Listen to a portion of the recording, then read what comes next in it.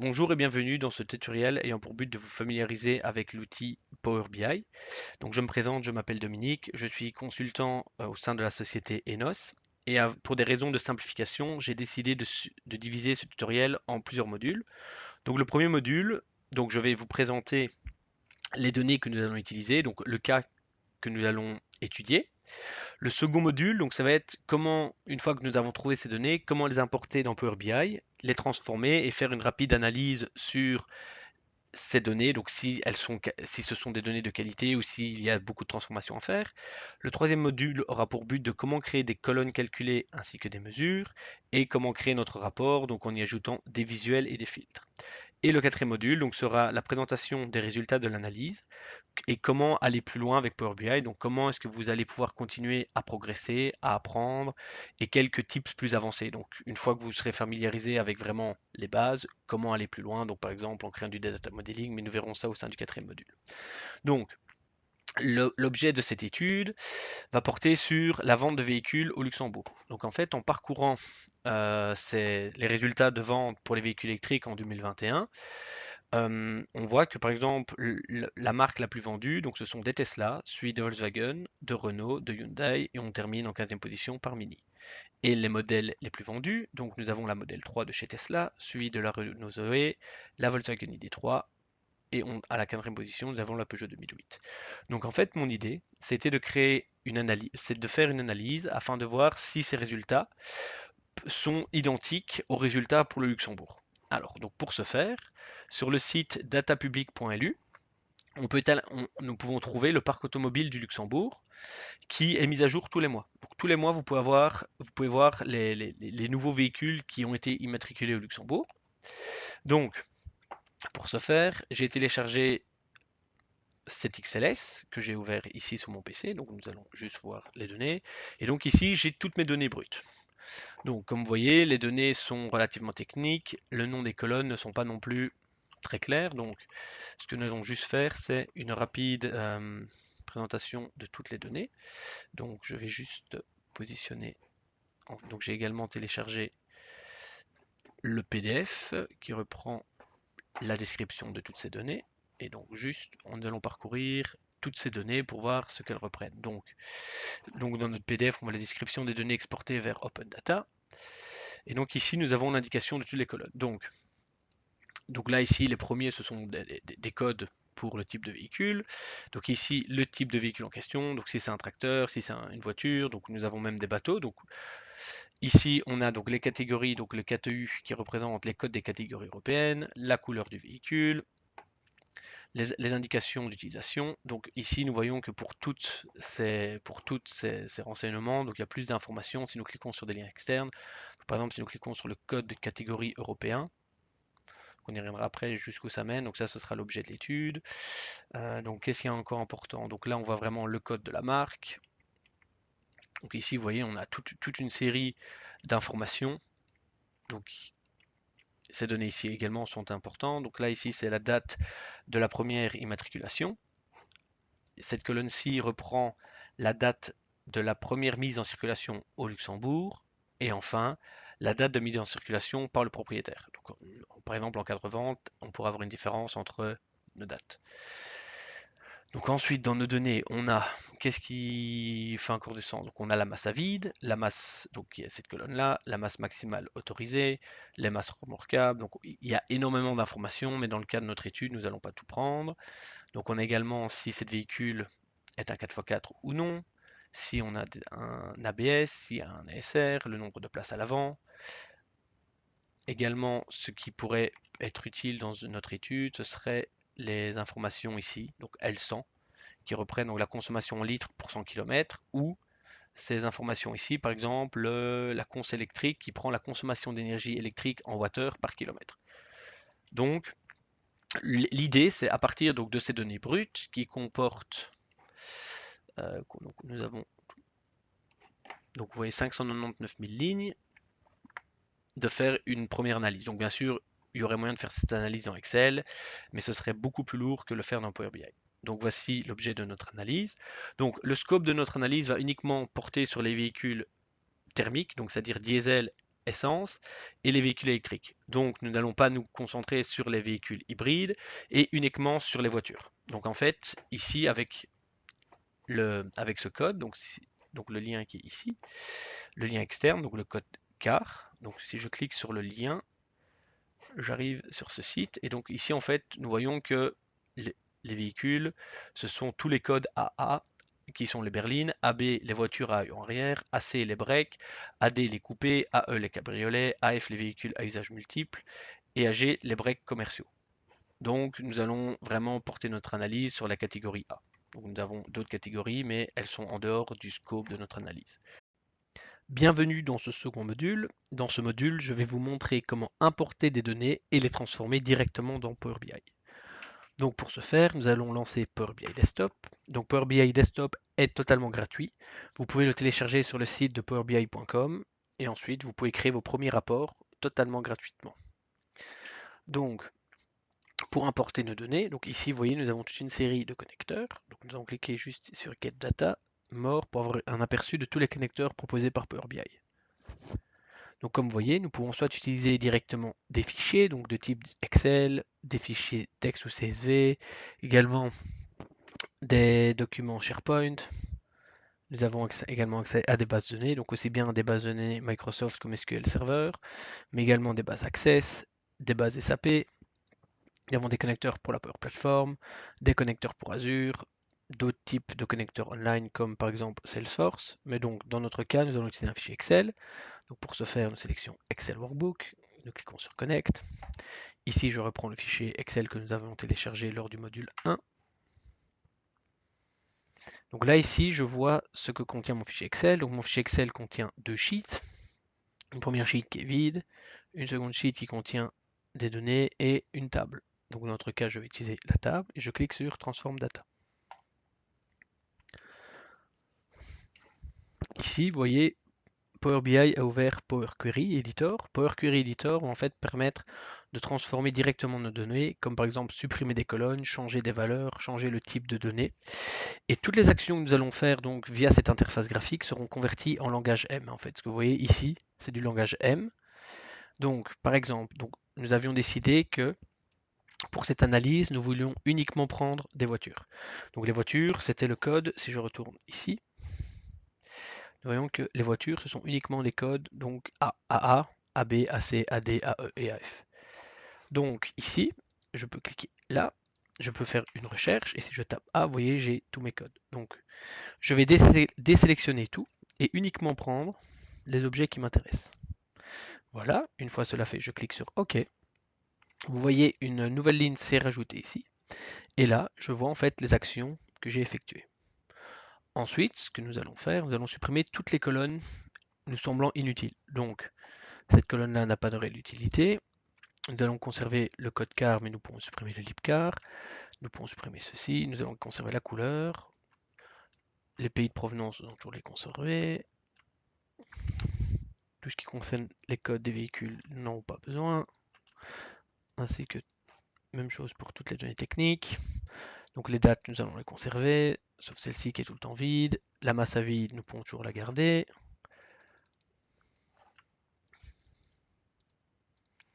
Donc tous ces indicateurs n'ont pas de réelle utilité. Tout ce qui concerne le nombre de places dans le véhicule, non plus.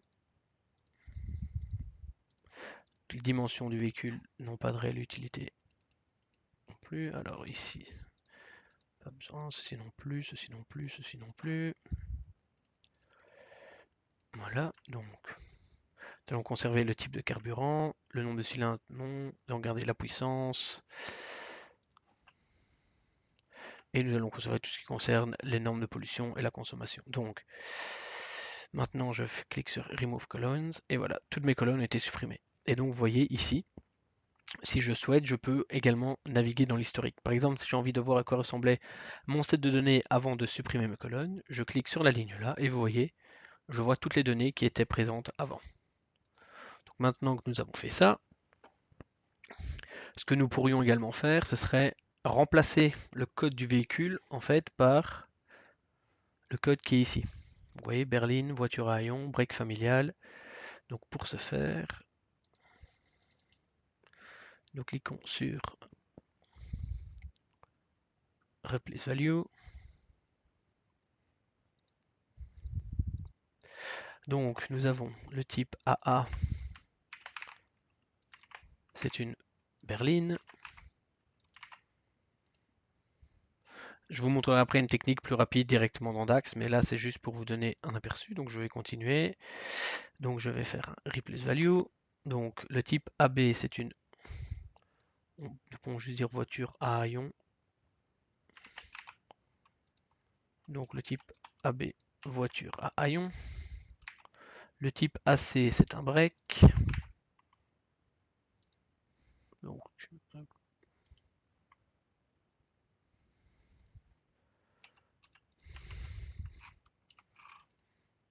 nous avons ensuite le type AD, c'est un coupé.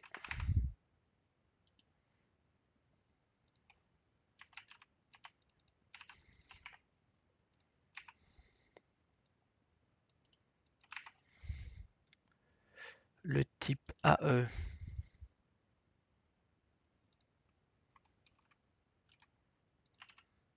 c'est un cabriolet.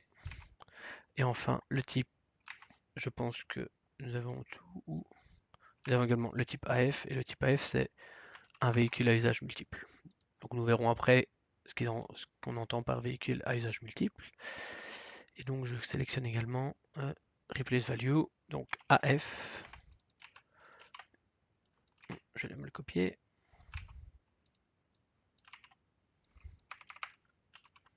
Il ne veut pas, donc on va le taper véhicule à usage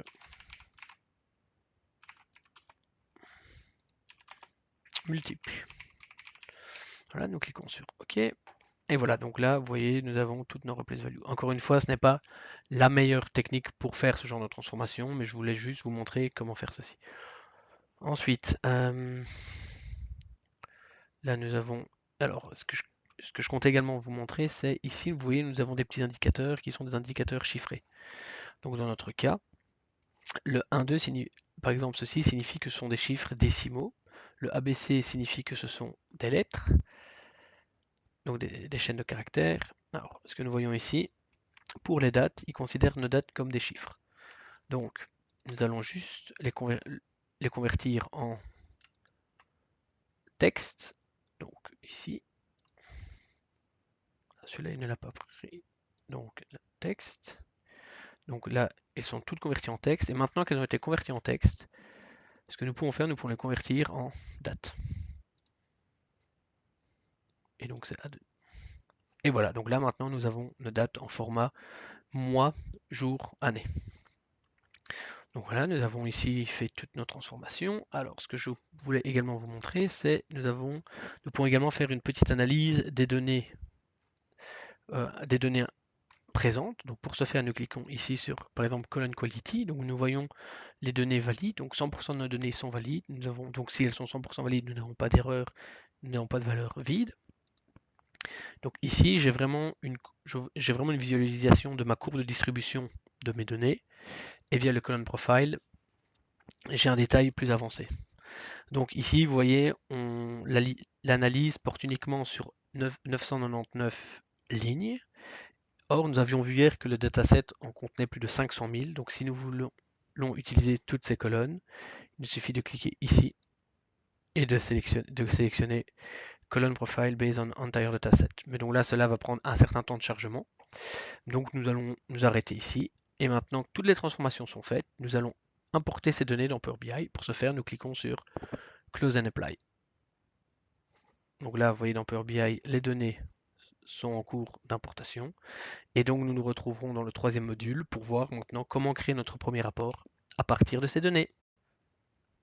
Bienvenue dans ce troisième module. Donc dans ce module, je vais vous montrer comment, à partir des données que nous avons nettoyées dans le module précédent, créer votre premier rapport. Donc comme vous pouvez le voir ici, toutes les données que nous avons nettoyées ont bien été importées, sauf que lors du module précédent, nous avons oublié de donner des noms avec plus de sens. Par exemple, qu'est-ce qui se cache derrière typecom?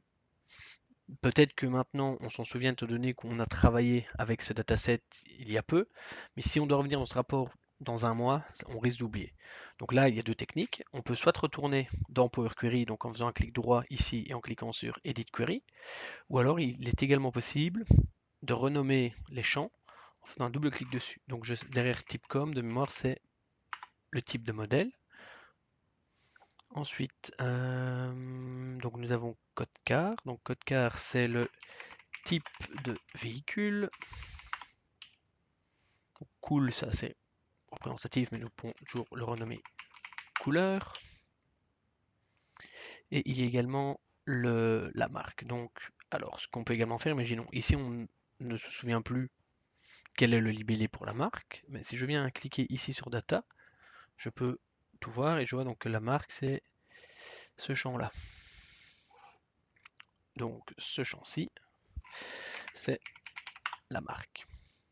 Voilà, donc avec ces quelques modifications-ci, nous aurons plus facile à réaliser notre rapport. Donc, pour commencer, ce que je souhaiterais ajouter, ce serait un donut chart qui va représenter la proportion de chaque véhicule actuellement au Luxembourg. Donc, les breaks, les véhicules à haillons. Donc, pour ce faire, je sélectionne le donut chart, donc je le positionne donc par exemple ici. Je vais prendre le type de véhicule, donc je vais l'ajouter dans mon details et je reprends le type de véhicule et je l'ajoute ici en value en count. Donc ce que je vois ici, je vois que le véhicule le plus représentatif, c'est cette part-ci et il s'agit des breaks. Maintenant, ce qu'on peut également faire ici, c'est un peu retransformer, donc changer le titre. Donc pour ce faire, nous venons ici, nous venons sur Title et par exemple, nous pouvons juste l'appeler type de véhicule. Voilà. Ici, nous avons la légende. Si nous souhaitons, nous pouvons également changer les couleurs. Vous voyez, par exemple, si je souhaite que les berlines soient rouges, je peux modifier toutes mes couleurs. Là, je peux cacher la légende.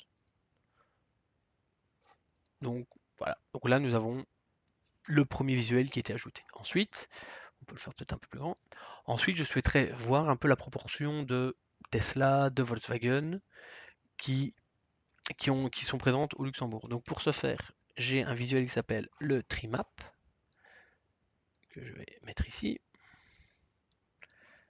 Et donc ensuite, ce que je vais ajouter, c'est donc la marque. Où nous l'avons mis ici. Donc marque, je le mets sur, je sélectionne et je le mets sur groupe.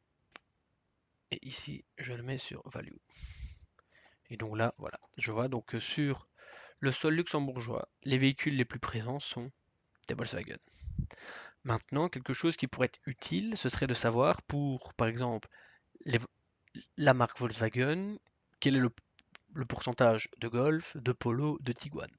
Donc ce qui est possible de faire ici, c'est on va utiliser une fonctionnalité qui s'appelle faire un drill down. Donc c'est à partir d'une donnée de descendre dans le niveau en dessous. Donc ici, en dessous de marque, je vais prendre modèle et le déposer ici. Donc maintenant, si je clique sur Volkswagen, je fais un clic droit, vous voyez ici j'ai l'option drill down.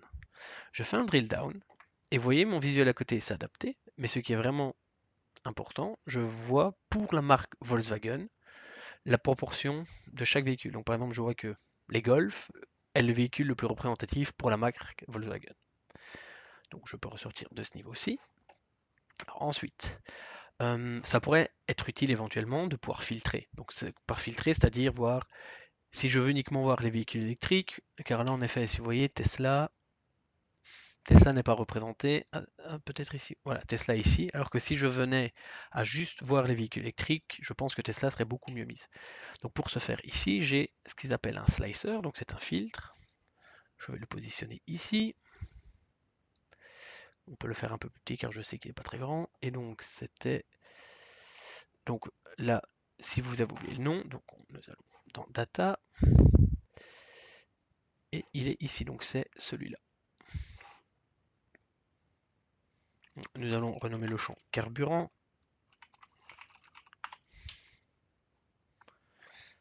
Et nous le positionnons ici.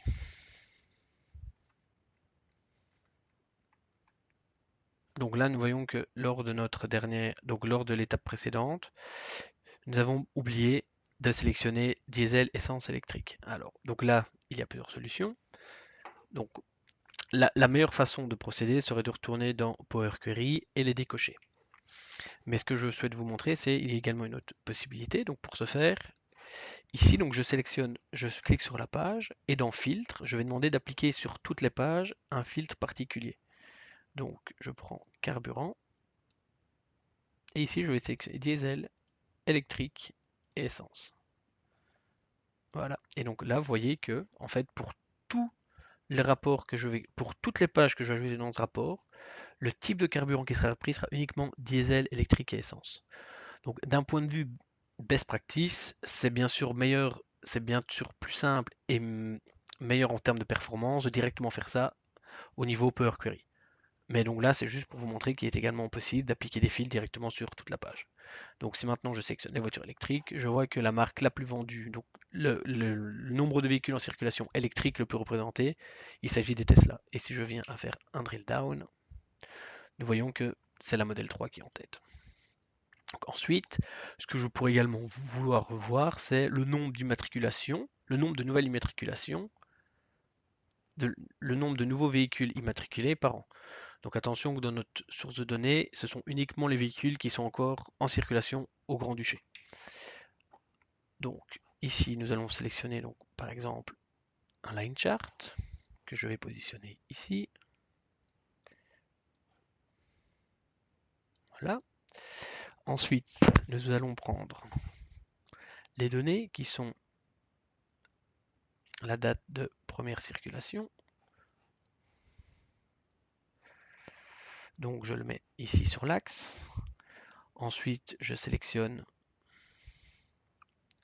le champ par exemple type de véhicule que je vais compter. Voilà. Et donc là, nous voyons que ici, en 2018, nous voyons vraiment que le nombre de véhicules électriques, attention, je suis toujours en véhicule électrique, c'est fortement accentué au début des années 2018. Et donc si je désélectionne, voilà, ici j'ai un aperçu, donc on voit on voit une augmentation qui est bien sûr relativement importante, mais qui est quand même moins importante que uniquement pour les véhicules électriques. Alors ensuite, qu'est-ce que nous pourrions également ajouter? Ce serait par exemple de visualiser les véhicules les plus vendus donc dans un petit tableau, donc par marque. Donc si je sélectionne mon tableau, ici,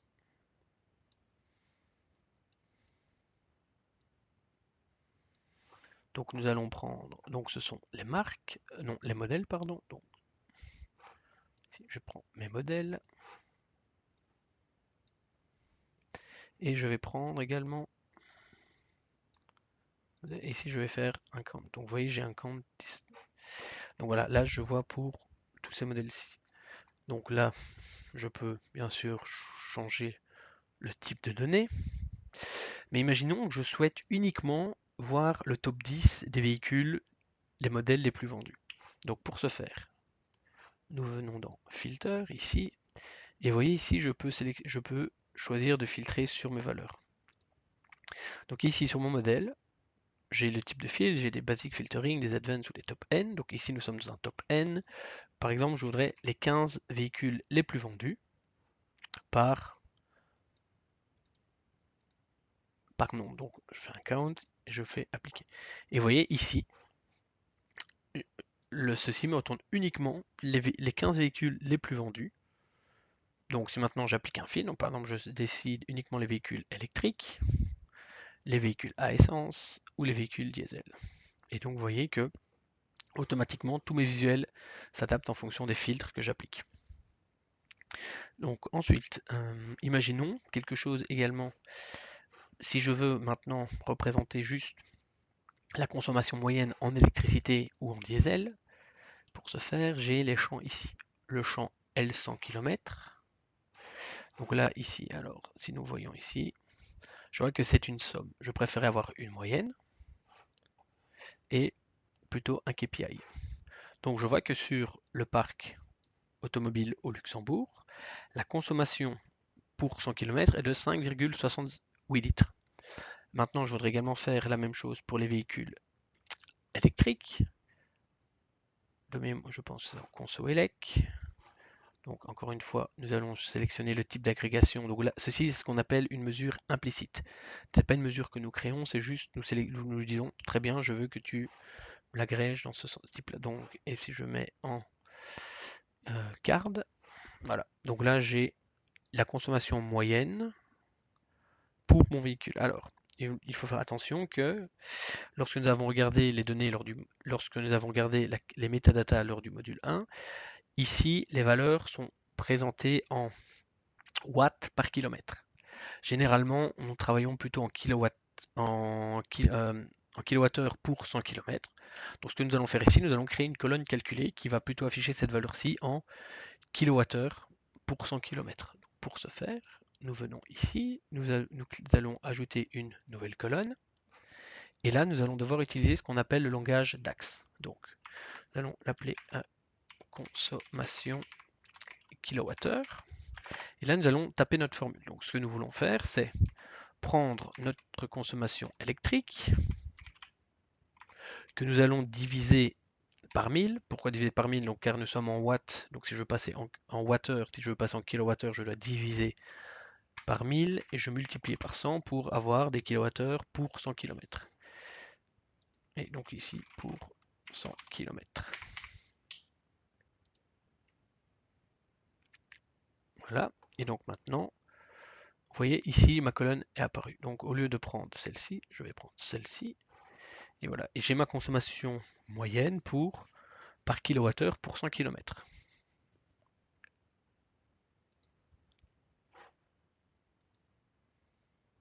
Attention, donc c'est une somme, donc il faut bien que je passe en average. Et voilà. Donc j'ai une consommation moyenne de 16,99. Alors maintenant, imaginons que je veux avoir un peu plus de détails. Si je vais ici sur électrique, que je clique, donc là ici je vois que dans mes données il doit y probablement y avoir quelque chose d'étrange car j'ai une consommation en carburant pour 100 km. Donc là j'ai mes voitures électriques. Par exemple si je clique sur mes Tesla, je vois qu'une Tesla, la consommation moyenne de toutes les Tesla est de 16,26 kWh pour 100 km. Donc même chose si je clique sur une BM, sur une Peugeot, vous voyez, automatiquement mes valeurs s'adaptent. Et si je fais un drill down, j'obtiens des données encore plus précises pour ces véhicules. Donc ensuite, qu'est-ce qui pourrait également faire du sens? Ce serait peut-être ici, au lieu d'avoir au lieu d'avoir ici en fait nos filtres pour nos valeurs pour tous les véhicules, sauf si nous appliquons des filtres, nous allons ajouter une mesure et faire des counts par type de véhicule. Donc faire uniquement montrer les véhicules électriques, les véhicules à essence et les véhicules diesel. Donc ici, pour ce faire, nous allons ajouter une nouvelle mesure. Donc la différence entre une mesure et une colonne, c'est que la colonne va être rajoutée dans notre modèle, ici bien dans le modèle dans Power BI, et donc elle va nous prendre de l'espace. Parce qu'en fait, donc, si on rajoute 5 colonnes, il faudra bien sûr ajouter ceci dans le modèle, et donc elles devront prendre de l'espace. Si nous rajoutons une mesure est plus dynamique. La mesure va uniquement être calculée quand nous allons l'appeler en fonction des fils. Donc je vais vous montrer comment créer une mesure. C'est similaire à créer une colonne. Donc nous cliquons sur New Measure.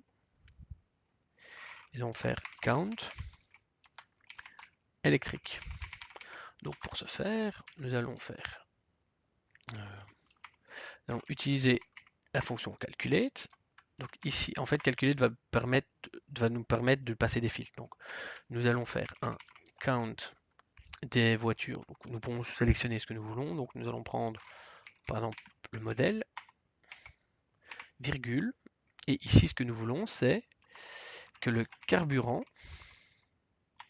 soit égal à essence. Non, pardon, électrique. Voilà.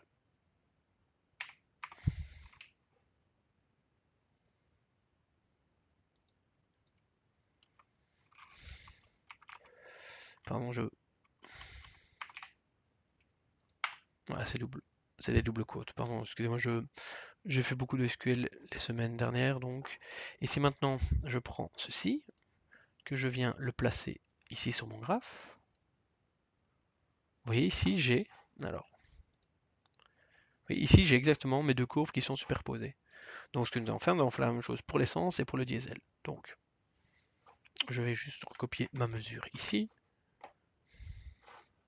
Clic droit, New Measure. Donc nous avons fait les électriques, nous allons faire les diesel. Je remplace le mot ici par diesel. Voilà. Et enfin, je vais rajouter une nouvelle mesure pour les essences. Comme ceci. Et donc là, voilà. Et voici essence. Voilà. Donc maintenant que j'ai mes trois mesures qui sont représentées, je peux retirer celle-ci, donc cette mesure implicite, et ceci est une mesure explicite, car c'est une mesure que j'ai définie, que j'ai écrite. Donc, je vais lui passer le count diesel et le count essence. Et voilà. Et donc là, ici, nous avons toutes nos valeurs qui sont reprises. Alors ensuite, ce qui pourrait peut-être être utile serait de rajouter un fil pour la date. Par exemple, si vous voyez, il y a une voiture qui date de 1925 qui est encore en circulation au Luxembourg. Donc imaginons, si nous souhaitons voir le type de marque, ce que nous pouvons faire, c'est ajouter cette date. Donc nous allons reprendre ce champ que nous plaçons ici, le transformer en fil, comme ceci. Et là, vous voyez ici, j'ai toutes mes dates. Donc par exemple, imaginons que si je veux voir cette voiture pour 1925, il s'agit d'une Ford, et si je fais un drill down, il s'agit de la modèle T. Donc, donc là, en fait, il a gardé le filtre Ford. Donc là, j'ai retiré l'année, donc vous voyez que pour le... Voilà. Donc ici, je peux aller en 2021, en 2020. Et donc ici, je peux filtrer toutes mes données. Alors, ensuite, ce que nous voyons, c'est que là, c'est ce qu'on appelle une hiérarchie. Vous voyez, je suis en jour, mois, en trimestre et en année. Donc, si par exemple, je vais aller plus bas, voir par mois, ou même voir par jour. Bon. Je peux, par exemple, si j'ai envie de retirer le quarter, il me suffit de le supprimer, et maintenant je serai directement en mois. Ce qui est également possible de faire, c'est d'utiliser, donc là je peux soit choisir une liste ou un drop-down, et si je ne veux pas travailler en hiérarchie, mais que je veux pouvoir utiliser les données comme je veux, je passe par ce type de visuel, et ici, en fait, je peux sélectionner Between. Donc en faisant Between, vous voyez, j'ai un menu déroulant qui me permet de voir. Donc par exemple, si je veux les voitures immatriculées encore roulantes au Luxembourg entre le 22 mars 2009 et le 2 septembre 2022, voilà, donc j'ai les véhicules. Et donc là, je peux glisser mes indicateurs pour vraiment avoir un suivi. Imaginons également que je veux savoir, par exemple, j'invente, hein, mais la masse moyenne des véhicules au Luxembourg, ou la puissance moyenne. Donc je peux aller chercher l'indicateur qui est, donc encore une fois, nous pouvons retourner ici. Là, nous allons le retrouver, c'est le PKW. Donc je prends l'indicateur ici, je le mets là. Encore une fois, je suis ici en somme, donc nous le changeons, average, et je prends un KPI. Et voilà, et donc pour cette durée de temps, nous avons la puissance moyenne et également nous pouvons également ajouter le poids. Le poids, c'était m vide, donc la masse à vide. Donc je vais, hop. Et ici, je prends la masse à vide. Voilà, et donc même chose, ce n'est pas une somme, mais c'est une moyenne. Et je vais le remplacer par un indicateur. Et donc je vois, donc là ici, vous voyez, j'ai l'indicateur K pour kilo. Donc pour 1000 kilos. Ensuite, ce qui est possible de faire. Donc là, j'ai tous mes indicateurs. Donc si je sélectionne par exemple une voiture électrique, vous voyez que voici la masse moyenne pour les voitures électriques. Et voilà, donc nous avons créé un premier rapport à partir donc du dataset que nous avons importé. Et donc maintenant, À partir de ça, nous pouvons commencer à faire des analyses plus poussées, créer plus de mesures. Et donc voilà ce qui clôture notre troisième module. Donc nous retrouverons au quatrième module pour avoir plus de renseignements sur les choses à faire, comment est-ce qu'on peut continuer pour avoir des données plus poussées. Bienvenue dans ce dernier module. Maintenant que notre rapport a été construit, nous allons pouvoir comparer les chiffres des véhicules enregistrés en 2021 pour le Luxembourg par rapport au restant de l'Europe. Donc, si nous retournons sur l'étude, nous voyons que les modèles les plus enregistrés en 2021 sont la Tesla Model 3, suivi de la Renault Zoé, et en dernière position, nous avons la Peugeot 2008 et la Dacia Spring, donc dans le top 15. Donc si nous retournons dans notre rapport, que nous appliquons le filtre électrique, pour la date, nous allons retourner en hiérarchie juste pour avoir quelque chose de plus simple. On sélectionne 2021. Nous voyons que le véhicule le plus vendu est la Fiat 500 suivi de la Model 3. Et en dernière position, nous avons la Smart Fortwo coupé. Donc ensuite, nous allons regarder au niveau des marques. Donc ici, je vais juste prendre les marques et les mettre ici. Nous voyons que les voitures les plus vendues sont les Tesla, les Fiat et les Volkswagen. Donc là, ici, nous avons les Tesla, les Volkswagen. Donc dans l'ensemble, nous voyons quelques différences sur le marché luxembourgeois par rapport au marché européen. Donc ensuite, ici, il est également possible d'appliquer des thèmes afin de changer le rendu de notre rapport. Donc si je clique ici, là, voilà. Donc vous voyez par exemple, j'applique un thème noir et donc tout mon rapport devient noir. Il est également possible d'aller voir sur internet la galerie des thèmes, donc pour télécharger des thèmes et ensuite les appliquer directement. Alors ensuite, lors de la création de ce rapport, pour le type de véhicule, nous avions modifié cela directement dans Power Query. Donc nous avons remplacé le type AA, AB, AC donc par leurs valeurs respectives. Et maintenant, si nous souhaitons faire ça pour les pays, nous pourrions utiliser la même approche, mais le souci, c'est que comme vous voyez, nous avons beaucoup plus de pays que de types de véhicules. Donc une solution ici serait de prendre tous les pays, donc les codes de pays avec les pays associés, et les importer. Donc nous allons le faire. Donc nous allons dans Get Data, More, File. Alors ici, le fichier que j'ai trouvé est un fichier CSV. Voici, je le sélectionne. Donc ici, je vais directement le loader, je n'ai pas besoin de le transformer. Je vais juste changer le nom de mes colonnes. Donc là, c'est code. Et ici, c'est pays. Voilà. Maintenant que j'ai ceci, alors là, on va juste retirer cet indicateur et mettre le pays. Nous allons le transformer en filtre. Voilà. Et par exemple, nous allons essayer d'appliquer un filtre. Donc si je veux appliquer par exemple la Belgique, je vois que rien ne se passe. En fait, pourquoi? Car pour le moment, mes deux fichiers sont totalement distincts. Donc je n'ai pas de lien entre le fichier A et mon fichier B. Donc pour créer ce lien, ici dans Power BI, nous allons aller dans... Donc nous allons lier le code avec le pays PVN, car ce sont des valeurs similaires. Donc ici, je vois qu'une relation a été établie. Le 1 ici veut dire que dans cette table, le code ne se retrouve qu'une fois, et l'étoile veut dire que le code se retrouve plusieurs fois. Effectivement, il est possible que plusieurs véhicules proviennent du Luxembourg, de Belgique, tandis que là, le code Luxembourg est un code unique. Je ne peux avoir Luxembourg que pour LU pour un seul pays. Donc maintenant, si j'applique, par exemple, je sélectionne la Belgique, qu'est-ce que je vois ici? Toutes mes valeurs ont changé. Donc voilà comment créer une relation entre plusieurs fichiers. Alors ensuite, ce qui est également possible, et nous l'avions vu là, il est également possible de changer l'agrégation des mesures implicites. Donc comme vous voyez, ici nous avons principalement utilisé l'average, mais il est également possible d'utiliser un minimum, un maximum.